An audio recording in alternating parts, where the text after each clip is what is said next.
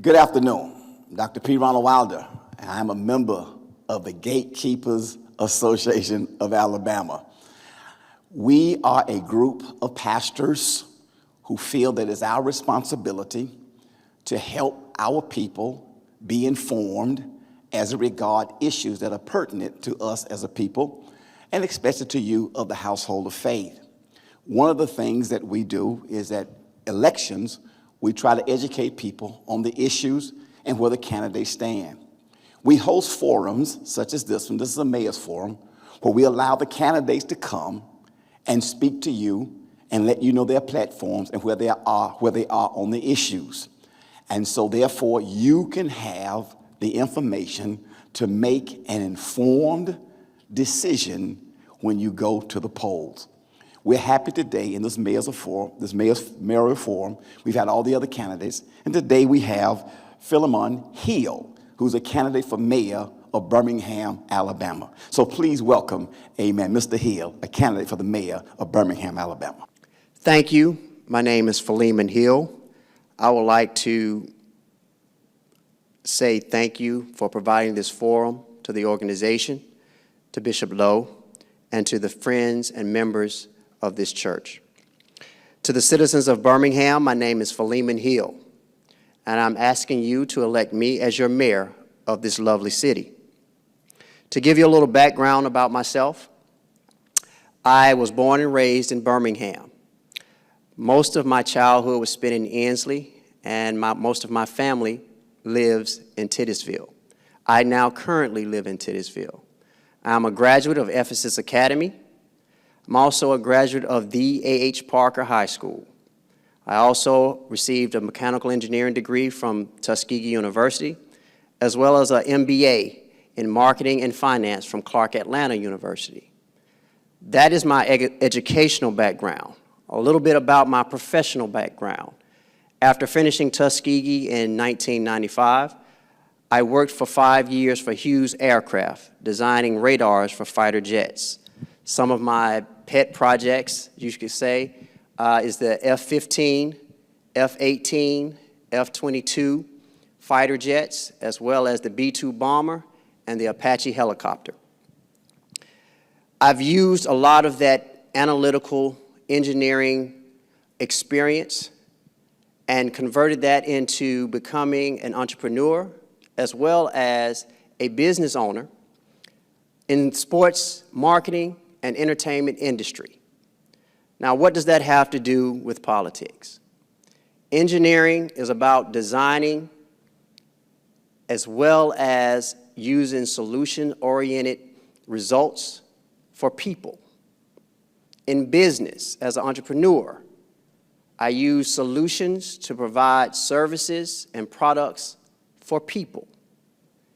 In Birmingham, where I plan on being the next mayor, I will use all of those experiences, not just in the classroom, but in real life, to make sure that we can create a Birmingham that is safe and has quality education and all resources to improve the quality of life, again, for people, for our citizens, for our visitors. What I have learned in this journey is that politics always profits the politician, but public service always benefits the people. And we've gotten so distracted by politics that we forget about equality, that we forget about justice, that we forget about freedom, that we even forget about quality of life. We need ethical, transformative leadership to right this city and make it the global city that it's supposed to be. There is a reason why Reverend Shuttlesworth felt it necessary to go get Martin Luther King to come here. And there is a reason why Dr. King thought it was important to come here and fight for our rights. But today's politics, not just in the mayor's office, but on the city council and in other political positions, have not seen and put forth the effort to make Birmingham a city of equality, justice, and freedom for all. There are three distinct reasons why I decided to run. I've mentioned one as it relates to politics being status quo in this city and us needing ethical leadership. The other two are as follows. One of the quotes that leads me every morning: it takes courage to take a stand and fight for what's right, but it also takes courage to sit and listen. Right now in local government, none of our officials are listening to the citizens. We have neighborhoods where there is flooding that has been going on for over 40 years. We have neighborhoods that are unsafe. We have seniors in neighborhoods, multiple neighborhoods, that do not have the resources to pay their bills, to get their medication, to receive medical and behavioral treatment and resources that they desperately need. And all the while, all the revenue that our citizens build every year into our budget is being given away and redeveloped downtown. We need to have leadership that will fight to make sure that black entrepreneurs have the same opportunity of inclusion as white developers that live outside the city, live in the city, and live out of the state. We need to make sure that we are fighting for the 74% black citizens in Birmingham, as well as the 26% white citizens in Birmingham. That's true equality and representation. The third reason, and I think this is most important and personal to me, I am a recent cancer survivor. Fighting for my life to beat cancer shows you that I am equipped to fight for the citizens of Birmingham in improving their quality of life. Those three things are the primary reasons why I decided to run. Now to give you a little bit about my platform. Comprehensive public health and safety plan. The reason why I'm listing that first is because right now during COVID, our officials at City Hall have failed us miserably. There is no contingency plan, and we're 18 months in when it comes to how to have our citizens feel safe in maneuvering around the city as it relates to COVID. Alabama, as well as Birmingham, is annually ranked in the top 2 most heaviest states and cities in the country. We are not receiving the proper information, nor are we receiving the proper encouragement on nutrition and affordable and healthy eating options, food options, as well as how to live healthy in a healthy lifestyle in a city that should be healthy. The safety part of that plan, you cannot deal with crime, you cannot deal with safety in this city without making it a health issue. We have residents who have to live with the trauma of shootings on a daily basis. That takes a mental toll, and we have no mental resources throughout this city for our citizens to take advantage of. As your next mayor, it will be my priority, taking an example from the mayor in Atlanta for the first time in Atlanta's history, and it will be for the first time in Birmingham's history, that I will create and allocate city resources to establishing its first Office of Public Health Services, as well as appointing the Chief of Public Health Services. This department is solely responsible for making sure our citizens of Birmingham have all the resources and proper information they need to live healthy and safe lives as citizens of Birmingham.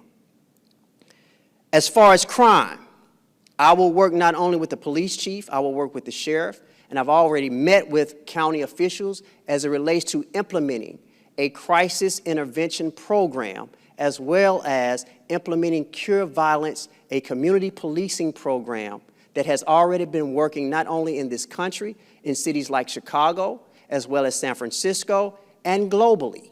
We need to implement those programs that already work. There are a number of programs that can help reduce crime in this city. As a kid, I remember playing basketball. I played basketball for the late, great William Cap Brown. And I can remember vividly why Coach Brown, kept the gym open late at night, past 9, 10, 11 o'clock. And the reason for that was to keep a lot of my teammates out of trouble. But if you notice today, our rec centers are closed, probably by sunset. Our gyms are closed. There are no summer youth job programs. And now we have high crime. And research has shown over and over again that those cities that are the safest cities don't have more police. They have more resources for their citizens, for their youth.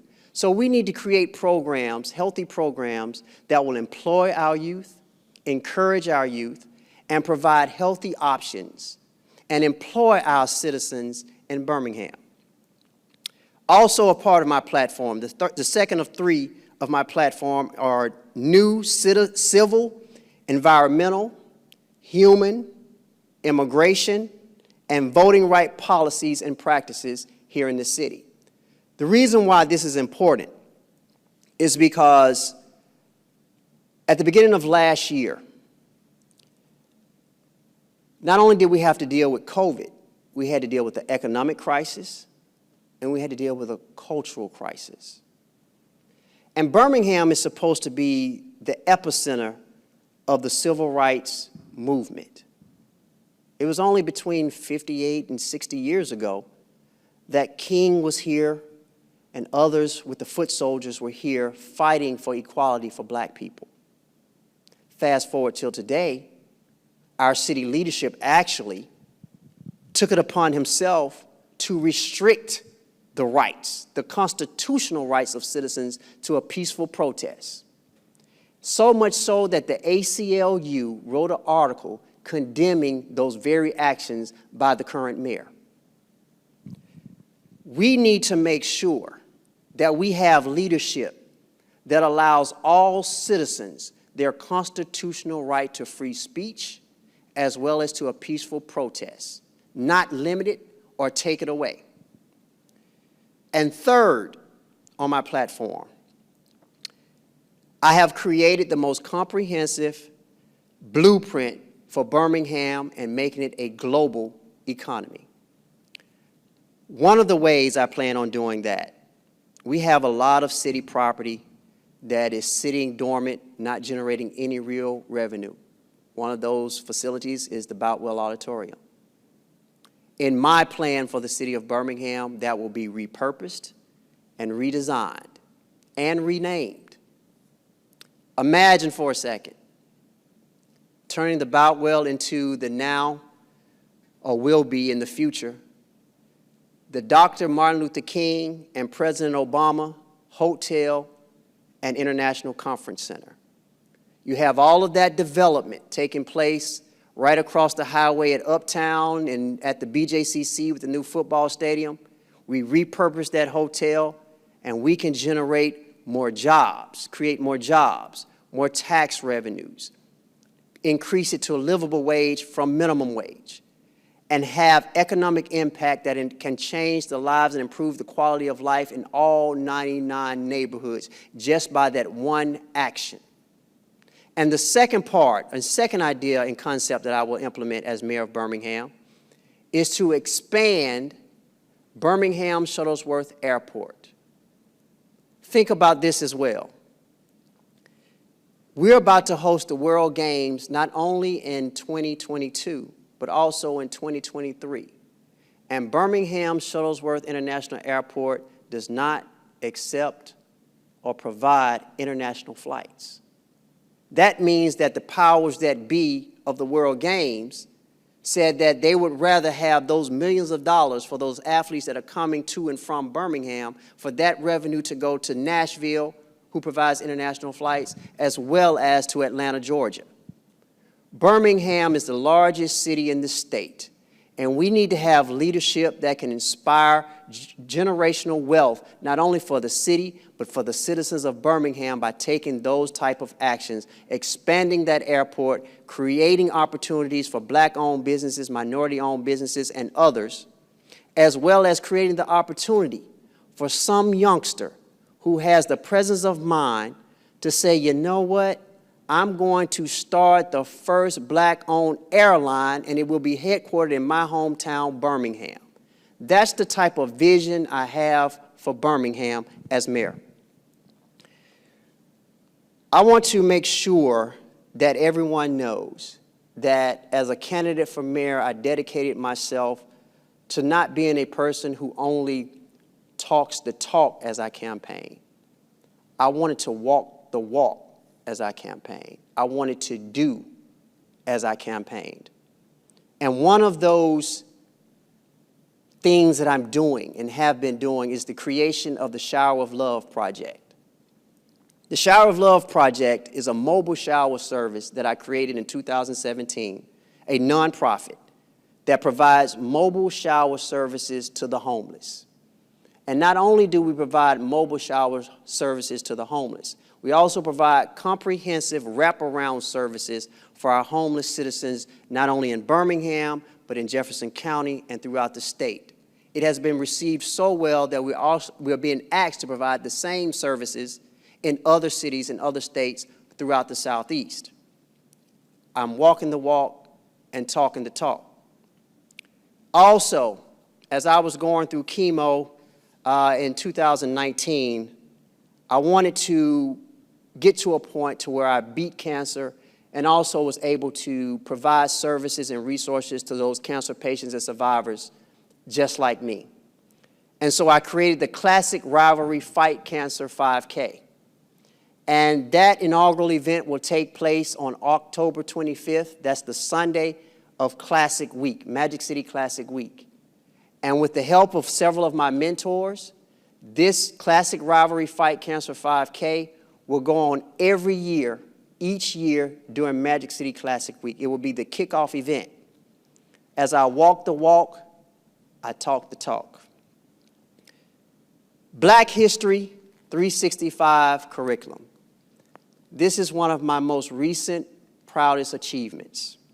This is a Black History curriculum that for the first time, Birmingham City Schools will have its first district-wide African-American Studies curriculum, and I helped bring that to the school district that I'm alum of.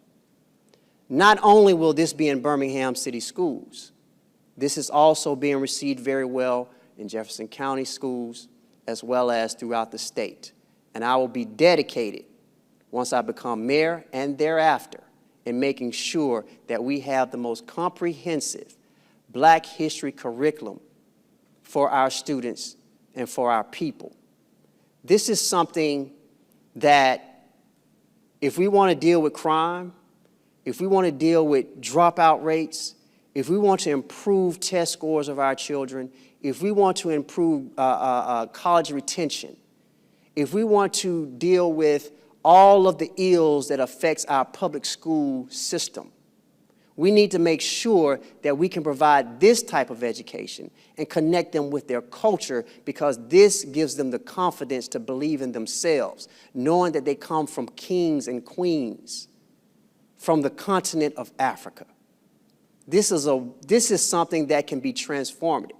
And what's unique about this for Birmingham City Schools, I'm working with the writers of this curriculum, the creators of this, and they're assisting me in making sure that to go along with the in-classroom education, Birmingham City School kids and citizens will be able to experience traveling to Africa starting in Ghana every year. So as they learn in the classroom, one of the most important things that goes with education is exposure. Children that have not had the opportunity to travel outside of their neighborhood or their district will have the opportunity to travel to Africa. That's life-changing. This is something, as mayor, I am dedicated to, because we all need that type of experience. So in conclusion, I will say this, and I've said a lot, but in order for this to happen, we have to have someone who is not afraid of tackling the tough issues here in Birmingham. None of this is possible what I've described to you just now without having the leadership that is not willing to take care of the Mayor-Council Act. The Mayor-Council Act is what prevents Birmingham and the mayor from including and listening to what the council says and what the council represents from the citizens. Now, most of you may know that in 2016, there were some changes to the Mayor-Council Act. And you would assume that the Mayor-Council Act was created by the politicians of Birmingham. No, it was not. The Mayor-Council Act was created by the business community in 1955 only for the appearance to look progressive, not to include and be in the best interest of the citizens, but to maintain control and keep the citizens at bay. We need to make sure that we have a mayor that can stand up to the corporations, the business community, and make sure that the resources and the revenues that are generated by the citizens go back to the citizens. And the only way to do that is to destroy the Mayor-Council Act as it is and create a local governance that is inclusive of the best interests of the citizens, working in partnership, not controlled by local corporations and white individuals that live outside the city.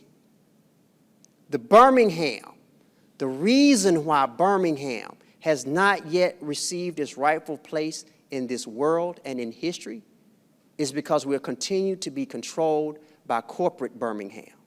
And leadership needs to make sure that we fight for the citizens of Birmingham. So in closing, I say to you, elect Philemon Hill for mayor because I have the most comprehensive plan for the city of Birmingham in improving the quality of life for all citizens of Birmingham. Thank you.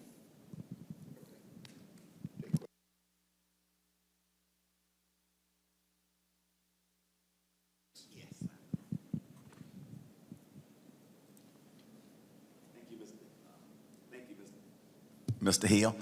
Question for you. Maybe I have two, but my first question is, being mayor is all about leadership. Mm-hmm. And you and I both know leadership matters. What are the greatest leadership strengths you bring to the office of mayor? And then my second question, you touched a little bit, but is on the issue of crime. That seems to be on most people's minds.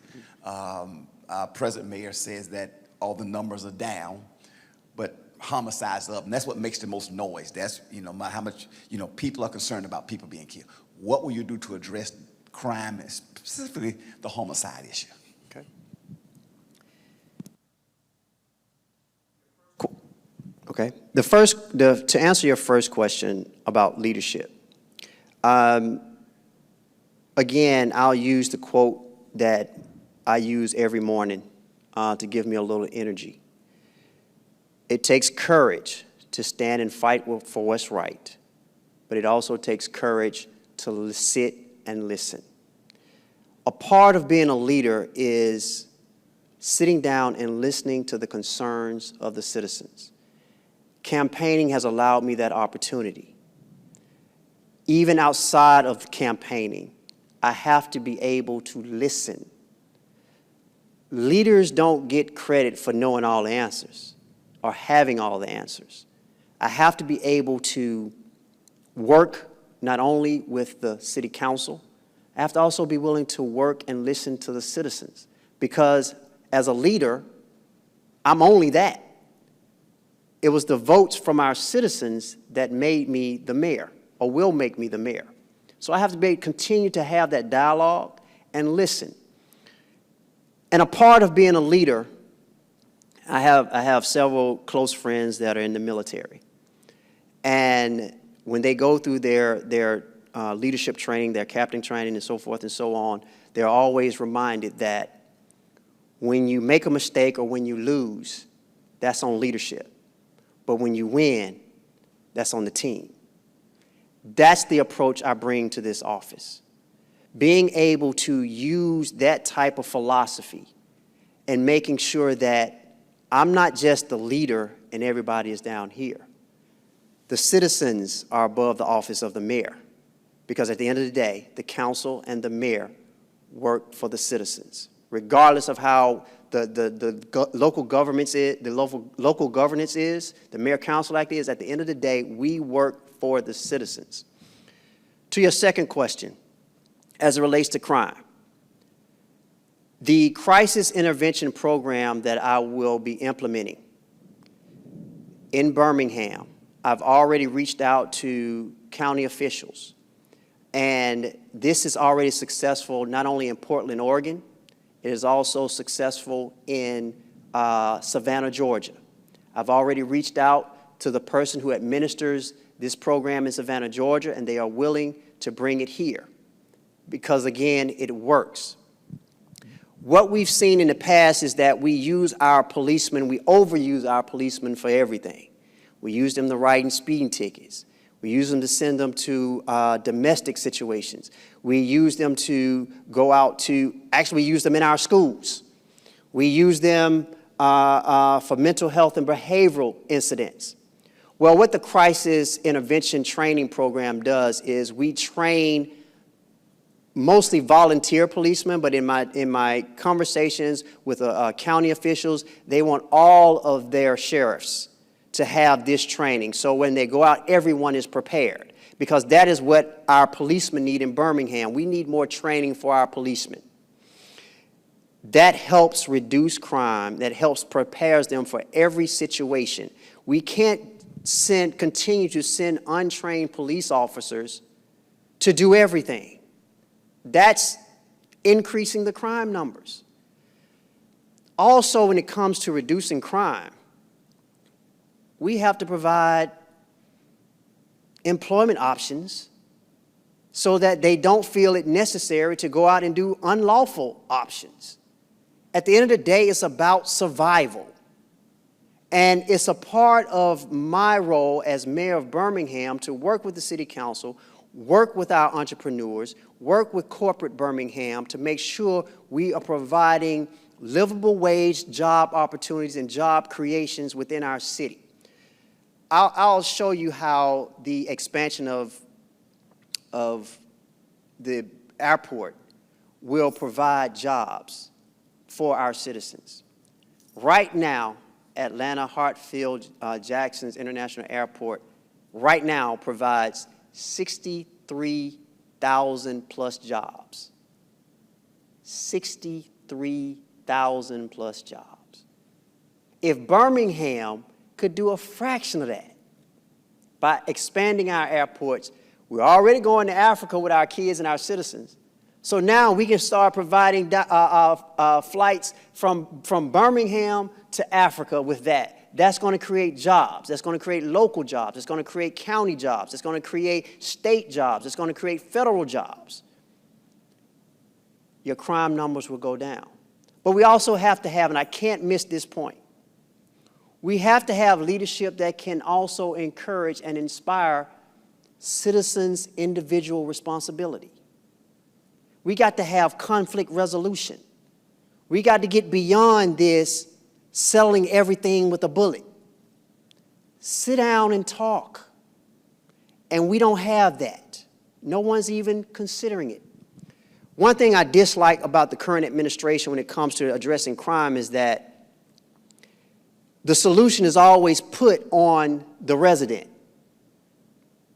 Current administration, both on the council side and the city hall and the mayor side, demand that the citizens snitch on each other. They still have to live in that environment. There is no safe space for citizens, if they have information about an incident, for them to provide that information as well as continue to be safe in the community in which they live. And the same thing for the police. There is not a safe space for the good police officers to provide information on the corrupt officers. And it's up to the leadership of the department as well as the mayor to provide those safe spaces for the police officers to do their job of protecting and serving, and for the citizens to be responsible for their behaviors and their actions. When you have that environment being created by your leadership, you will see crime numbers go down. Not only I'm just saying this has been proven and is in the research documents all across this country. So that's how I plan to have an effective, immediate change as it relates to crime in this city.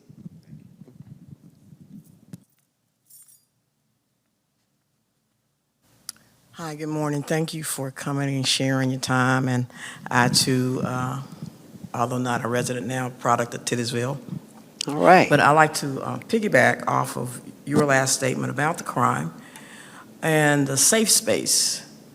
Can you give an example of what you mean about a safe space that's different from what's already in place with the anonymous tip lines and so forth? And is there such a thing someplace else that's actually working? Yes. Second question, and I heard you say, and you have said a lot, and you've actually answered some of the questions that I had, but what makes you uniquely qualified to implement some of the things that most of the things that you've laid out here that you would plan to do that have not already been done already, and that would make it different from the status quo? And I don't know if I kind of tangled that question up, if you understand where I'm coming from. But as far as your experience concerned, and I heard you say something about a project for the homeless that you were doing, but what makes you, from your experience, uniquely qualified to be a more effective mayor? But primarily the question about the crime. Okay.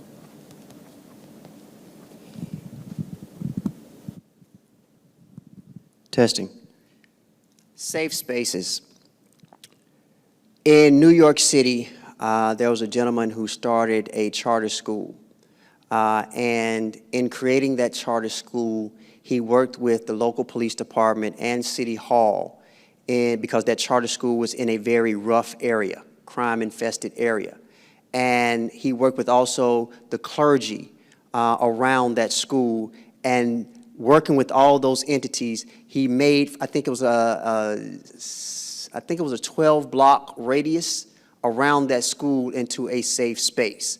And within that safe space, within that area, there were designated locations for citizens to be able to report anonymously any information of any corrupt or wrongdoing by other citizens within that safe space. Because at the end of the day, in order for our children to effectively learn what they need to learn to become productive citizens, global citizens, they have to be in a safe environment, not just in school, but also at home. And so that's why that radius was so wide, because it wanted to encapsule the area in which they lived, played, and studied.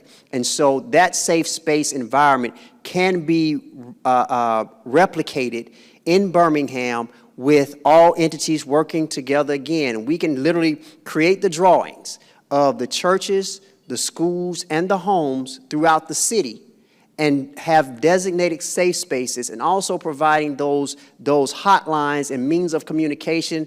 It won't just be a telephone, a rotary phone with a phone line. We have technology now, so we can use that technology in creating those digital applications that will allow citizens to safely report anything they may see suspicious or wrongdoing in the city. And we also have to provide that within City Hall. One of I have a very unique sense of humor, and I was having this conversation a couple of months back as it relates to snitching. I don't like that term, but it's within our vernacular, so I'll use it here. When have you ever seen a good cop successfully snitch on a bad cop? How often? And Bishop Lowe and I were having a similar conversation this morning.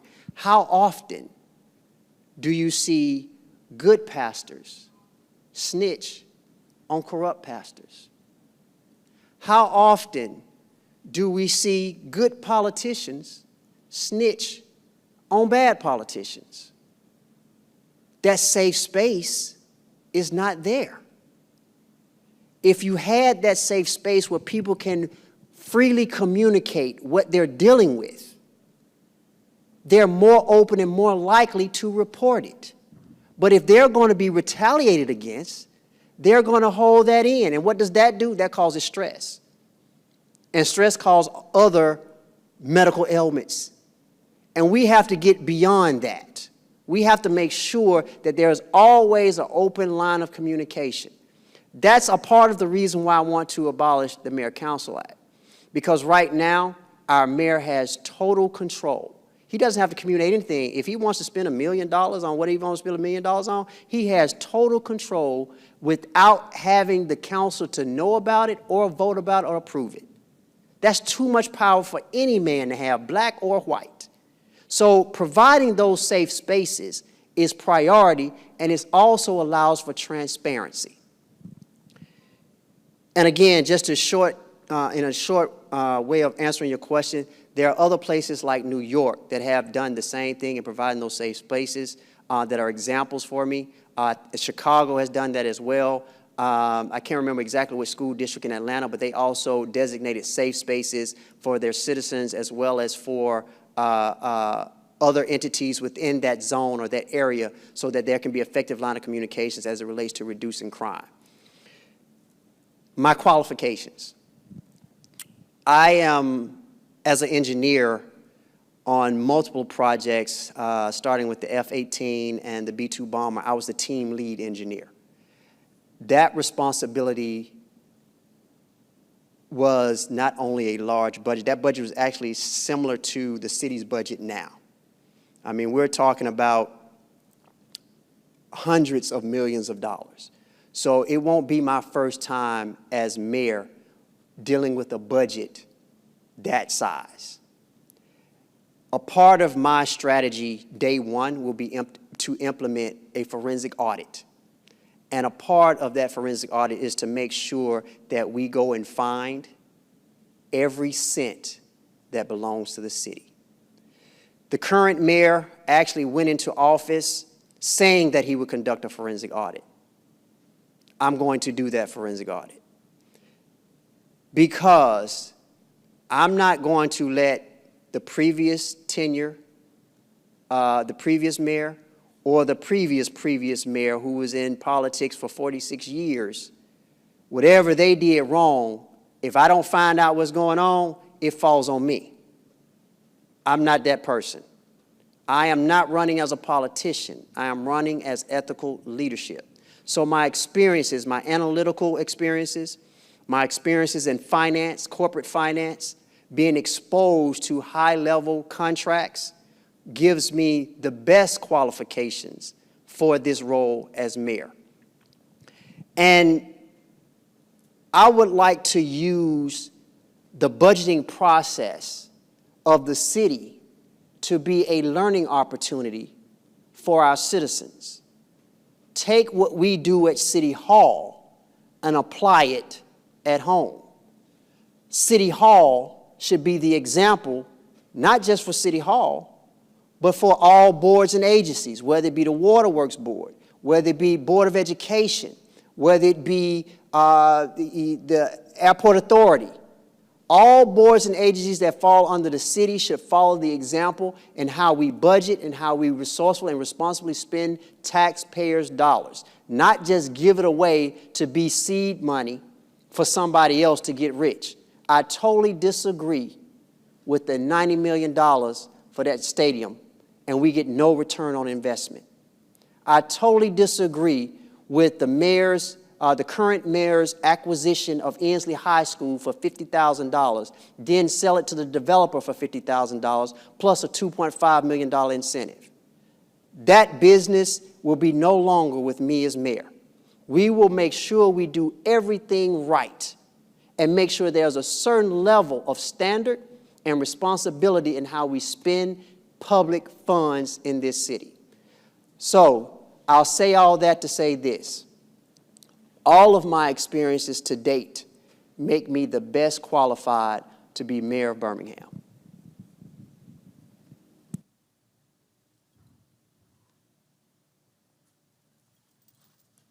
Hello, Mr. Hill. My name is Joe Parker.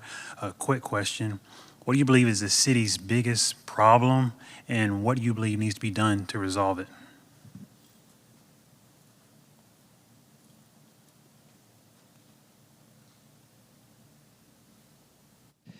I think our biggest problem is the Mayor-Council Act. I think that we assume that our elected officials have some power. But based on the Mayor-Council Act, they really have none. When they changed the Mayor-Council Act in 2017, the administration took so much power from the council, and the council right now is complicit in that because they're behaving as though they're listening to the citizens, and you can see how the quality of life has diminished just in the last 4 years of our citizens. It seems like there's a quote that I read recently that says, "A useful illusion is sometimes better than a useless reality." And that's what we're living in right now because of the Mayor-Council Act. It's a big illusion. And most of the citizens don't understand the reality and how that impacts our lives. Corporate Birmingham has and is destroying our city. We need to make sure that we have someone who has the courage to stand up to corporate Birmingham. And most importantly, leadership that can't be bought by corporate Birmingham. I haven't known city leadership in Birmingham that has not been bought or controlled or both by corporate Birmingham. And that's sad. We're supposed to be a civil rights town. We're supposed to be able to stand on our own. And we don't. We haven't had that leadership. And so we need to make sure that in knowing that the Mayor-Council Act is our biggest problem, because if you destroy that Mayor-Council Act, now you'll start to see black-owned businesses having just as much of the opportunity to win a city contract, be awarded a city contract as other developers. Right now, black-owned business inclusion in Birmingham is less than 2%, and our annual budget is constantly over $400 million, and less than 2% of that goes to black-owned businesses. I'm a black-owned business owner. I'm a black business owner. And I know what it's like to be denied opportunities, not only with the city, but also with the school board. This year, I will be the second or third black-owned business to be a sponsor at the Magic City Classic. And it's 2021. I worked with H.J. Russell. I interviewed with H.J. Russell. H.J. Russell was the economic power that complemented Maynard Jackson, who was the political power in Atlanta. Without no Maynard Jackson, with Maynard Jackson, there would be no H.J. Russell and vice versa. Who's going to be Birmingham's Maynard Jackson and H.J. Russell? I volunteer for that because it is my responsibility not only to address the problems when it comes to minority and black-owned business inclusion, but it is also my responsibility to create opportunities for other black-owned businesses and for youngsters that are coming up that want to go into entrepreneurship to have the same opportunity as their white competitors in the city of Birmingham. We have to make sure that in addressing whether it's our biggest problem or whether it's our smallest problem, with solutions that are sustainable for the growth and sustainability of our people in this. We can't get too distracted by politics, again, that we forget about equality, justice, and freedom.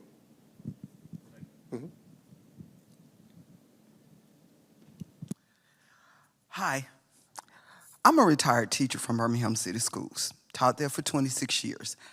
I love your Black history, African American history curriculum. Great idea, wonderful. I taught English, so I used to teach some of that. So let me congratulate you on that. But this is my question. As the curriculum been added to Birmingham City Schools, just like everything else, especially with the pandemic and then when COVID online as well as in person, what are you doing for the teachers? And I'm talking about the classroom teacher.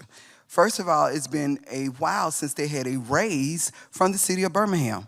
So you're adding stuff, but their pay is still the same. And let's be real. They need an increase too.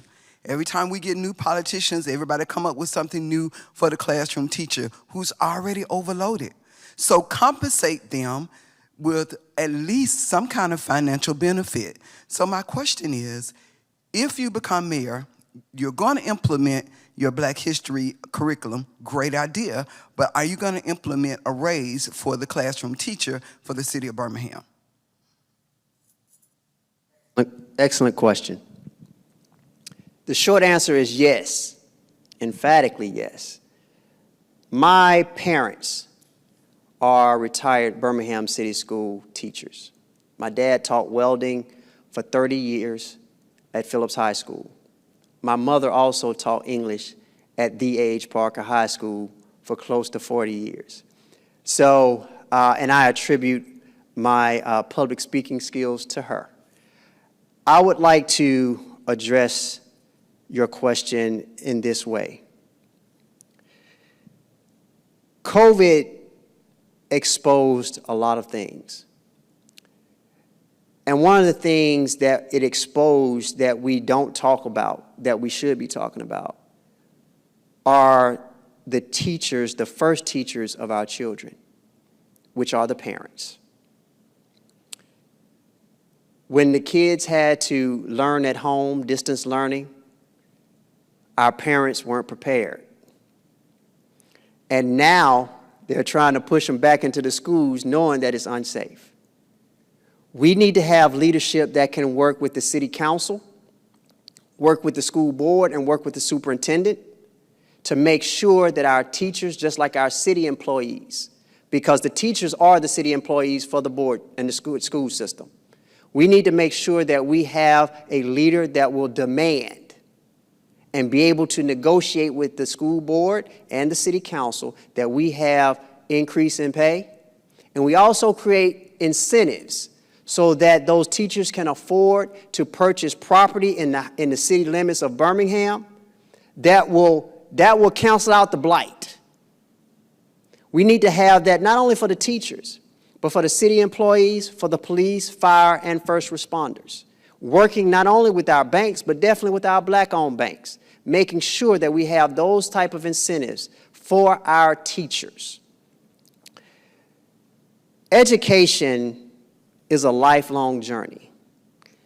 And for our teachers to go without that support, that recognition, is a slap in the face and disrespectful. I know what it's like. I've seen those days when my mom and dad had to come out of their pockets to provide resources for their students because principals were misusing Title I money. Again, being the example when it comes to the budgeting of City Hall, I can't demand the school system to be responsible with their budget if I'm not being responsible with the city's budget.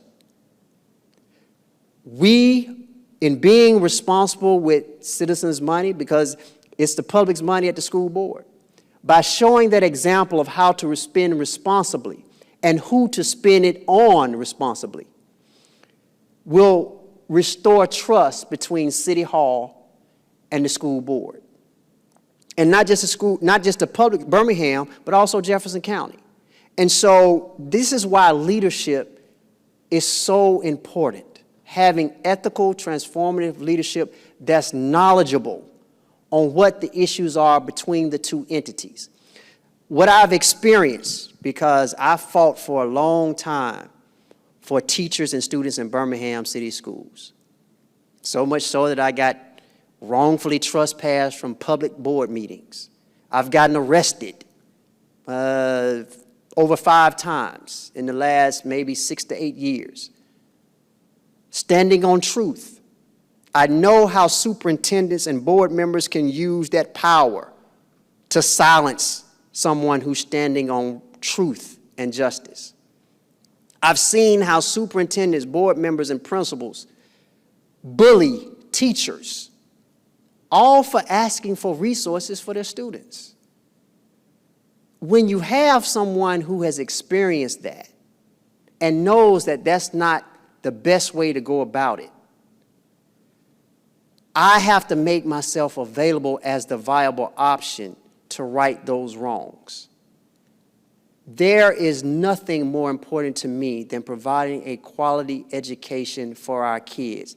That means providing an education for our children, as well as providing our teachers with the resources to provide that education to our children.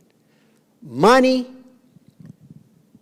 last year, our current mayor and city council approved a budget that gave $0 to Birmingham public schools.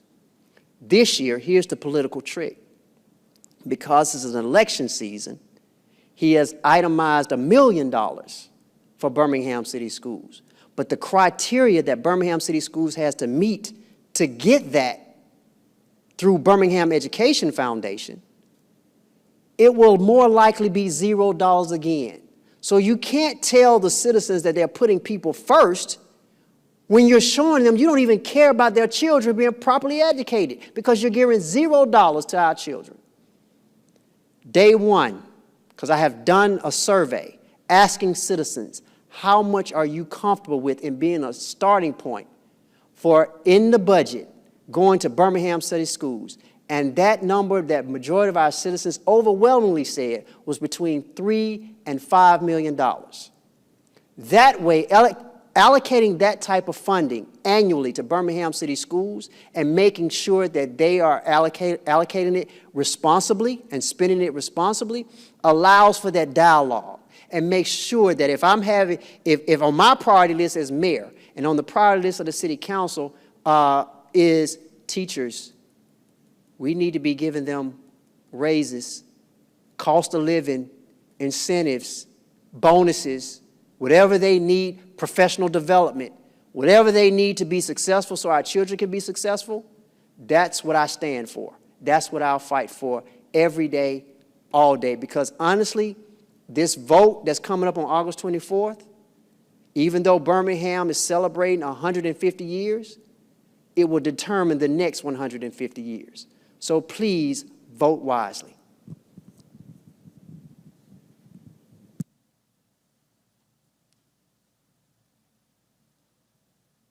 Good morning. I missed I apologize, very first part of what you were saying, which I'm sure had to do with your own qualifications coming in, your experiences, and unfortunately, I've been in Birmingham all of my life, and so we've just not run across, I've just not heard I probably heard your name, but in terms of involvement in the city, so I'd certainly like to hear you say just a little bit more about that. I also hear your vision, and I appreciate your sharing that with us. My question is around, someone, whoever it's going to be, coming into an environment that's incredibly hostile, that, folk just don't know how to work together anymore, the challenges at the lowest level, and for you at the highest level, working with a city council, a group of individuals that are already in place, and that inability to get anything done unless people can come together. Our example is coming from the national level, Democrats and Republicans, where little can get accomplished because of the hostility that's in the environment. How do you see yourself getting around that with something that's possible for you to do? I hear you saying abolish the Mayor-Council Act. Is that possible? And if it's possible, why hasn't it been done before? And I don't understand all of the ins and outs of that. But if I sum it up, it's how do you see yourself? What do you see yourself doing coming in that type of environment and being able to accomplish any part of a vision that you have for the city? Hello. Thank you. I really appreciate that question. Those questions. Any of you been to the campus of Tuskegee University? When you enter the gates, about maybe 200 yards or so from the main entrance, you see that statue of Booker T. Washington lifting the veil of ignorance. I saw that image for 5 years as an engineering student. That was so impactful to not just me, but all the students that have matriculated through that university, because that was our responsibility once we left that university. It's my job to lift the veil of ignorance from our people. But we have politicians in Birmingham that are dedicated to keeping that veil over us. Is abolishing the Mayor Council Act possible? Yes.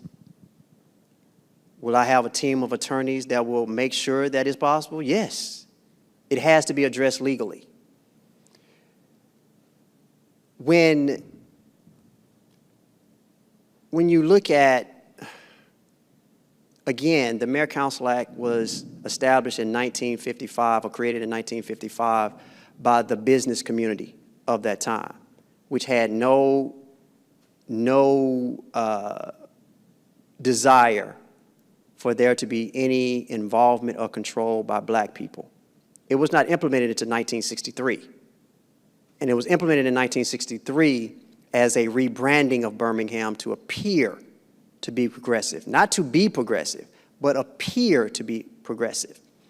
And so why still have a local governance that does not and excludes or does exclude the very participation that you said is supposed to be going on in politics, in local government, the people?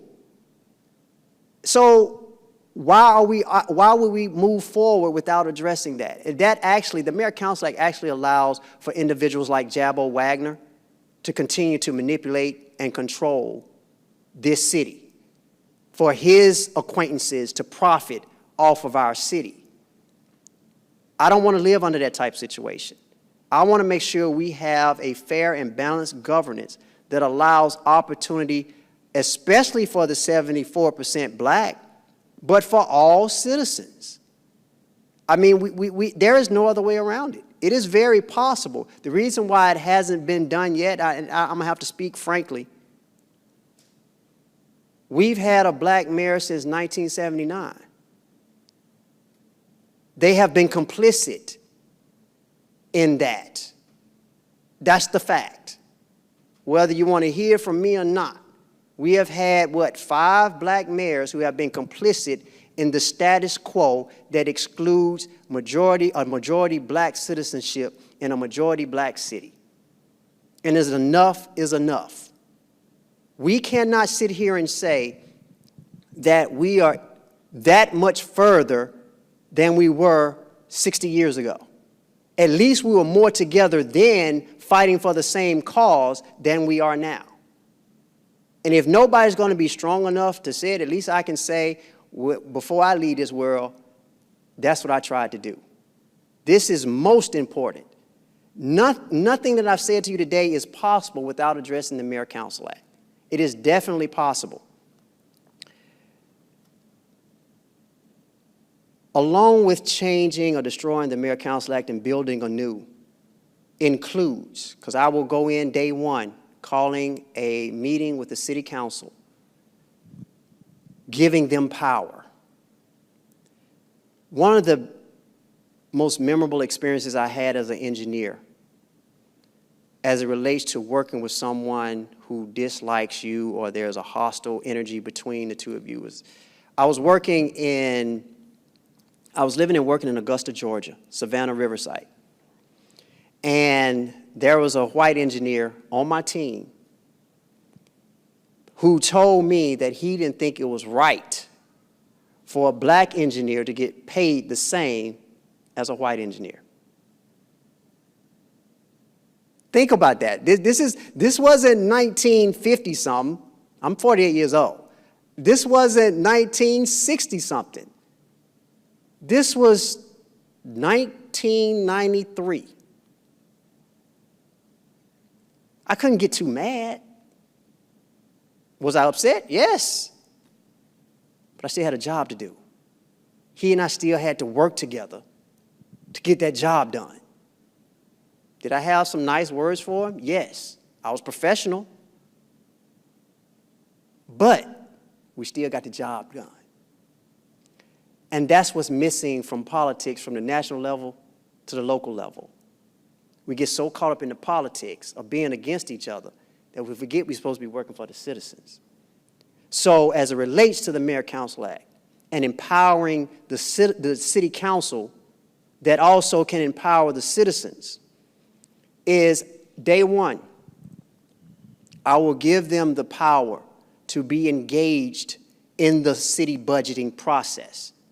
They can check and balance anything because everything I do, every dime I spend will be fully transparent. I'll actually create what is called a citizens information dashboard. So you will know what I'm spending, how much I'm spending on, when I'm spending in real time.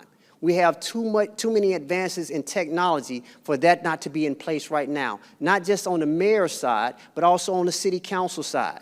And by creating that information dashboard, all other boards and agencies, including the school board, will be able to see, oh, they're using technology in a way that provides information to our citizens who are our stockholders. That can be nothing but a plus in the building that relationship and that trust between the mayor's office and the city council. Giving them the power and also in increasing their salary. Right now, I think the city council only makes about 37 or so, 37,000. We're going to look at that budget and increase their salary because I do believe that increasing their salaries as city council, you're less likely to be controlled by corporations and other third-party interests because if they continue to get paid nothing, they need to get something. And that corporation is like, hey, I know you ain't getting paid over. No. One of my mentors used to emphasize all the time, when you can build and do for yourself, you're less likely to take something under the table. And we have to make sure that local government is free and minimizes those opportunities to be corrupted. And increasing that salary for the city council will allow them to say, okay, I have someone I can work for. We may differ on politics, on opinions. We may differ. We're not going to always agree, but at least giving that olive branch, empowering them with their natural legislative and advocacy abilities as city council empowers them to say, look, he's not trying to run this as a dictator. He's trying to approach this to improve the quality of life for our citizens as a team. Again, when the city fails, that's on me as mayor. When we win, that's on all of you. I've got a few questions, and I'd appreciate if you could just kind of rapidly give us some answer to them. And I think I agree with you in regards to the Mayor-Council Act and modification. We, as gatekeepers, we are against that modification that occurred in 2016, 2017, because we knew it was kind of skewed toward the mayor. But it had been changed previously when the mayor at that time was over the city council, pulled the power from the mayor and going back and forth. So we realize that's a political entity there that can be changed. But first of all, question. You said revenue needs to go to the communities. Examples, very briefly, of where the neighborhoods appear to be or neglected in the budgeting that's going on now. Just if you can just briefly give one or two places to show where it needs to go to communities and it's not been done. The neighborhood associations at one time were receiving $10,000 so that they could affect their communities specifically how they wanted to. They had that freedom to do things and spend monies based on their needs and their interests. That has been lowered or decreased to $2,000 all the way around. How I plan to resolve that is to empower those neighborhoods and get that spending back up to $10,000 per all 99 neighborhoods. How to do that? I won't even ask you that question. So you said it was 10, dropped down to 2. Yes. And is that an annual budget? Yes. $10,000 for a community? For a year? For a neighborhood, yes. A neighborhood, 99 neighborhoods, and that's Yes, 2,000 each. okay. I think that's sufficient in itself. That's to run an entire neighborhood for $10,000 a year is a small amount. Okay. What about minority participation, black business involvement? I will make sure that for minority, again, I've been able to see firsthand the inefficiencies when it comes to creating those relationships with black-owned businesses, the lack of programming and developing and growing black-owned businesses, and also the lack of resources for those black-owned businesses to be successful. So in order for Birmingham, the city of Birmingham, to be able to include and create an environment that is inclusive, we need to have certain infrastructures inside City Hall that invites black-owned businesses, show them the process of how to properly apply for grants, properly apply for contracts, properly, whether it's either city, local, or whether it's county, state, or even federal. We need to have those programming pieces in place so that, again, whether it's a Birmingham black-owned business or it's a business out of town, when they come in to apply, we have those instructions in place, those programs in place, so that there is no excuse where we didn't have that. The city right now does not have those resources that makes it inviting for black-owned businesses to be included because, again, there's always the excuse we don't have that infrastructure in place. We need to make sure that we spend resources and funding on making sure that that infrastructure is in place and those programming is in place so that we can make sure that we can build Birmingham into the new Black Wall Street. So you would set that up under your administration to help black business? Yes, that is a top priority for me because, again, I have been excluded from those bidding processes because I'm a black-owned business. Next question, and I remember how you were questioned the other night. You've got more than 30 seconds to respond, okay? Proposals for the Civil Rights District. Oh, wow. Wow, I'm so glad you asked me that question. Civil Rights District. We need to create a economic ecosystem within the civil rights. I spoke to you about repurposing the Boutwell Auditorium into the King Obama, I like that name, King Obama Hotel and International Conference Center. And what I have planned for the Civil Rights District is this, two things. The Alabama Museum of African American History and Culture.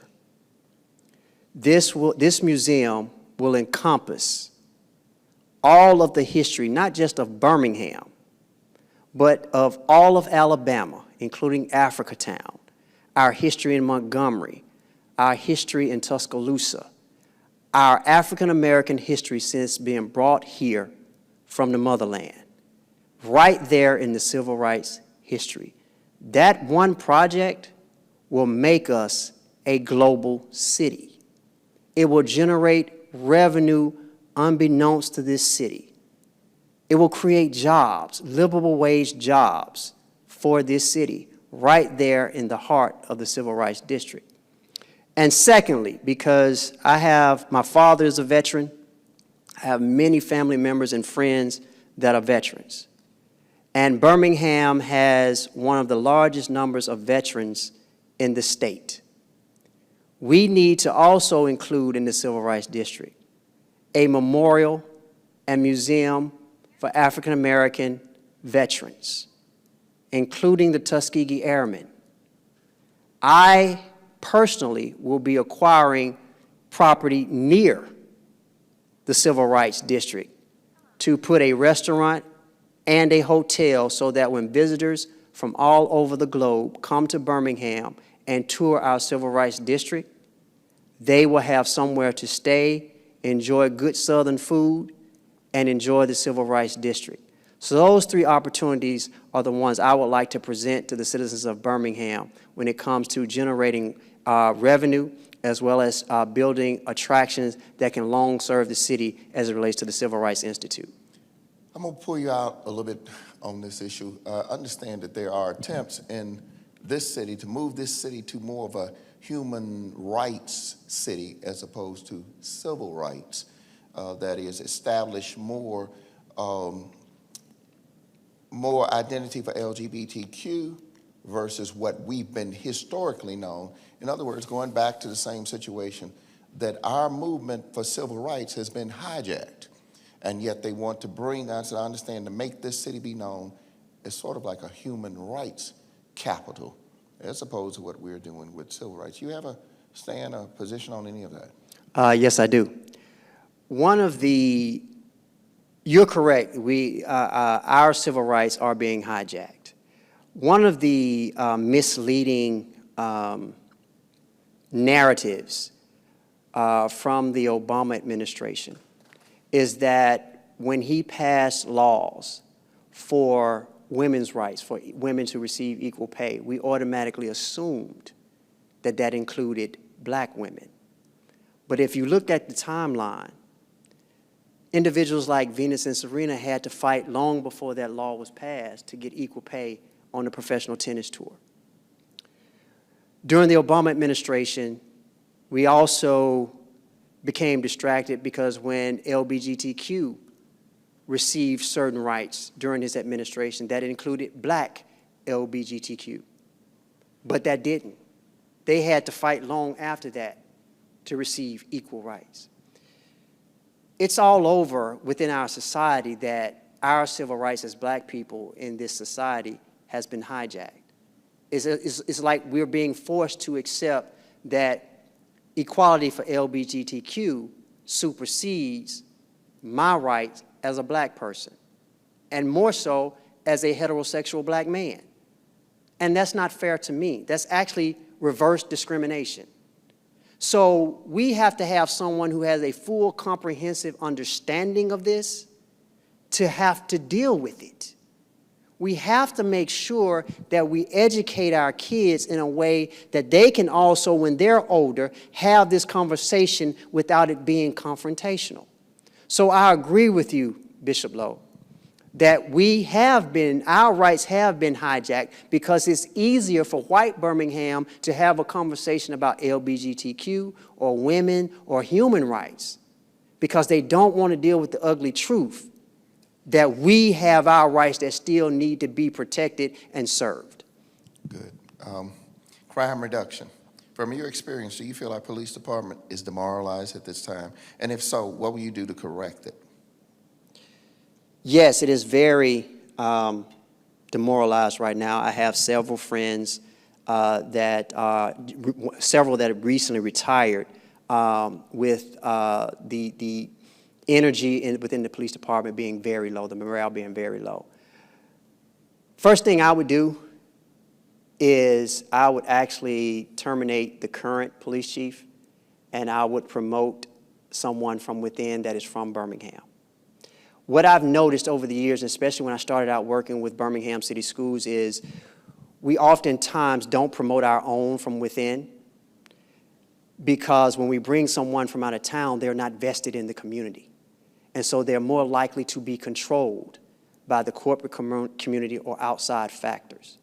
When you know someone from within, someone who grew up in our neighborhoods, someone who went to our high schools, someone who went to our HBCUs or our PWI universities within the state, someone who has a vested interest in making sure that our police department is protecting and serving, and not just going by the letter of law and the status quo.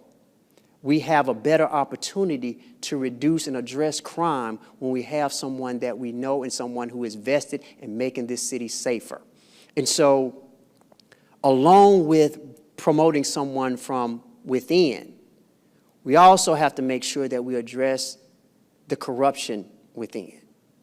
There is a lot of division within our police department that needs to be addressed. You would not think that with a police department that's somewhere between 65 and 70% black, that would not be as racially divided. Has it gotten a little bit better in the last 4 years? A small percentage better, but not what it should be. And so leadership, ethical leadership, can address those issues and regain the trust of our police officers. Again, that safe space that I spoke about earlier would go a long way, providing mental health resources for our police officers, going out there in those streets and protecting and serving is just the same as going to war. And so we have to make sure we provide them with the mental resources and the health resources they need so they can maintain their productivity and their sanity. The only way that can happen, though, is having a leader that can pinpoint those issues and address those issues and make their environment, their work environment, better and safer. As a mayor, would you support defunding the police? Defunding? Yes.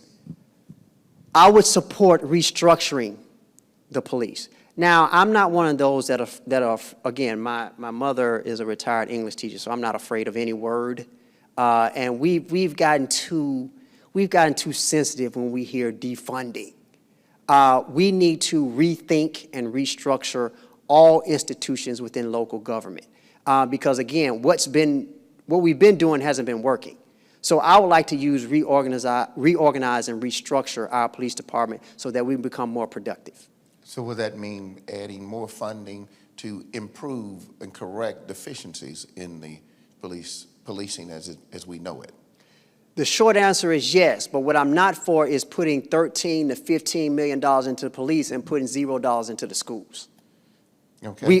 We're comfortable with defunding, or we get mad when somebody says defund the police, but we defund education every year. You see that?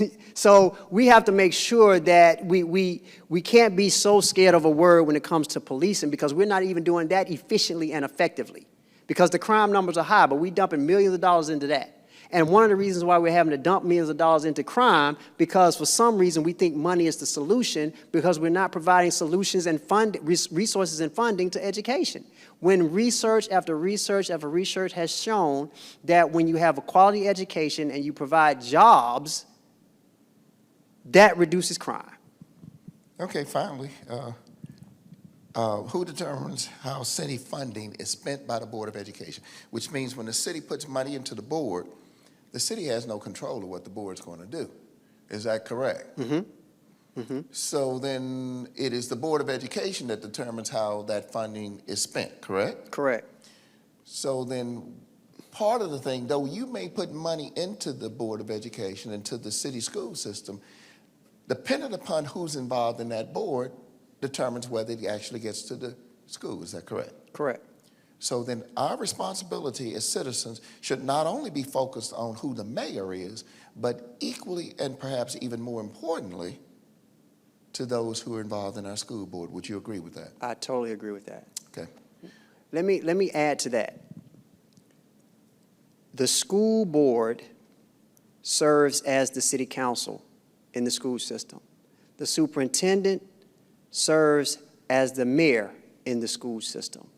And so our tax dollars that come to City Hall that we're supposed to be responsible for as public servants, same tax dollars provided and produced by the citizens go to the school system. So we shouldn't, even if you don't have a child in the school system, you are a stakeholder in the school system. So how they spend their money, just like people are going to be coming at me and the city council on how we spend and allocate money, they need to hold the same standard to the superintendent and the school board, because that's why we vote them in office. They're supposed to answer to us. But see, we've gotten so fooled by the politics that they tell us every election season, vote for me, but once they get in, they tell you what they're going to vote for. Stop that. Don't allow that anymore. Hold them accountable. I want you to hold me accountable, because I'm willing to write everything down that I said today in writing. So year 1, year 2, year 3, year 4, you can say, hold up, you committed to this, you didn't do this. See, in Birmingham City Schools, they have just now recently started having performance evaluations for principals. Okay. We need to have some type of participatory budgeting, and we need to have some type of performance evaluation, annual performance evaluations for the mayor as well as for the city council.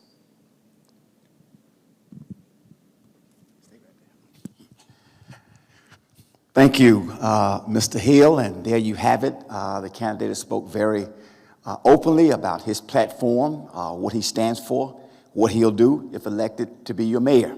Questions have been asked.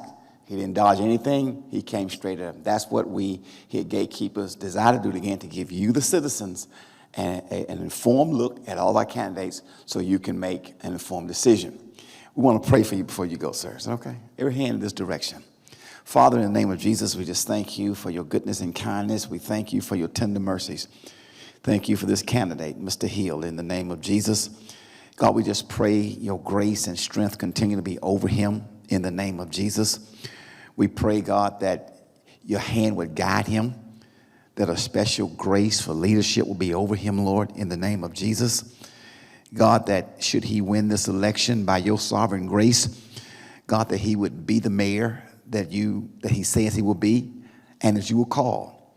For the scripture says that when the righteous rule, the people are happy. God, help him to continue to seek you, to seek your wisdom, the right voices to be in his ear, the right advisors, and all the things he needs. Continue to strengthen him, his health, his family, and all that pertains to him, Lord. We thank you for him, and we thank you for this candidate. In Jesus' name, amen. Amen.